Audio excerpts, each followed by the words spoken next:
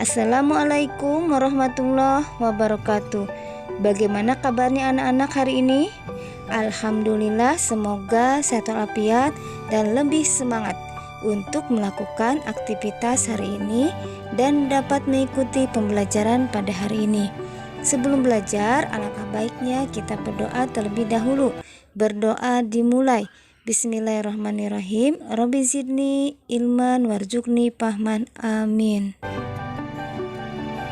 Pada pembelajaran hari ini sudah memasuki tema 4, sehat itu penting, subtema 3, cara memelihara kesehatan organ peredaran darah manusia pada pembelajaran keempat. Sebelum Ibu menyampaikan materi selanjutnya, berikut adalah tujuan pembelajaran yang harus dicapai. 1. Siswa dapat mengidentifikasi pantun sebagai warisan budaya. 2. Siswa dapat mengidentifikasi interaksi sosial antar daerah. 3. Siswa dapat mengidentifikasi perbedaan hak dan kewajiban sebagai warga masyarakat. Adapun materi yang akan kita bahas adalah 1. Pantun. 2. Interaksi manusia. 3. Hak dan kewajiban. Mengidentifikasi pantun sebagai warisan budaya. Tradisi pantun berbalas dalam palang pintu. Dari suku Betawi, Jakarta memiliki tradisi unik ketika mengadakan upacara adat pernikahan. Dalam upacara tersebut terdapat istilah palang pintu. Tahukah kamu apa jenis pantun dalam tradisi palang pintu masyarakat Betawi di atas? Pantun yang digunakan adalah pantun berbalas. Berikut contoh pantun ke-1. Pergi meronda di malam Jumat, mampir sebentar membeli kopi. Kami datang dengan segala hormat, mohon diterima dengan senang hati. Pantun kedua. Kalau mau memotong roti, hati-hati pegang pisaunya. Kalau udah niat datang kemari, aye pengen tahu apa hajatnya. Termasuk jenis pantun apakah yang disajikan dalam sebuah proses pernikahan? Pantun yang disajikan dalam sebuah proses pernikahan termasuk jenis pantun sukacita. Alasannya karena pantun tersebut menggambarkan kegembiraan, baik kegembiraan pembaca atau pendengar. Apakah kalian masih ingat bagian-bagian pantun? Betul sekali. Kamu juga dapat menentukan bagian-bagian pantun berbalas dengan menggunakan tabel.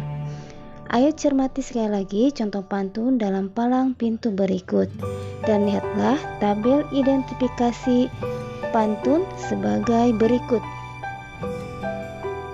Perbedaan adat pernikahan merupakan contoh perbedaan budaya. Pergerakan budaya daerah-daerah lain karena adanya interaksi masyarakat. Interaksi antar warga masyarakat terjadi dalam bidang seperti sosial dan ekonomi.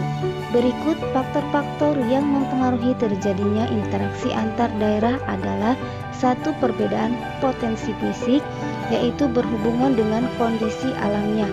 Yang kedua adalah potensi sosial, yang berhubungan dengan kondisi penduduk, ekonomi, dan pemerintahan daerah itu sendiri.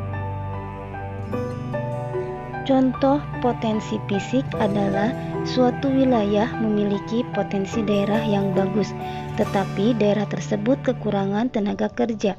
Di daerah lain terdapat banyak penduduk usia produktif, tetapi lapangan kerja yang tersedia terbatas. Contoh potensi sosial adalah kondisi penduduk akan berpengaruh terhadap produktivitas kerja masyarakat di suatu daerah. Kondisi penduduk yang baik cenderung akan mendorong perkembangan ekonomi daerah tersebut. Pertumbuhan ekonomi mempengaruhi kondisi suatu daerah. Pada pembelajaran sebelumnya, kita sudah belajar mengenai hak dan kewajiban. Apakah kalian masih ingat apa hak dan kewajiban? Betul sekali, keduanya merupakan hal yang berbeda, namun saling berkaitan. Setiap orang harus bertanggung jawab melaksanakan hak dan kewajibannya. Berikut adalah beberapa perbedaan antara hak dan kewajiban sebagai warga negara. Hak warga masyarakat adalah 1. Menikmati lingkungan yang tenang dan tertib. 2. Mendapatkan perlindungan hukum. 3. Menyuarakan pendapat. Dan 4. Hidup tenang dan damai. Sedangkan kewajiban warga masyarakat adalah 1. Menjaga ketenangan dan ketertiban lingkungan. 2. Mematuhi aturan dan norma yang berlaku di masyarakat. 3. Berpartisipasi dalam kegiatan di lingkungan setempat. 4. Hidup rukun dan saling menghormati dengan tetangga. Demikianlah pembelajaran pada hari ini, semoga bermanfaat dan selalu menjaga kesehatan. Mohon maaf apabila ada tutur kata yang kurang berkenan. Kita akhiri dengan membaca hamdalah alhamdulillahirabbil alamin. Terima kasih. Wassalamualaikum warahmatullahi wabarakatuh.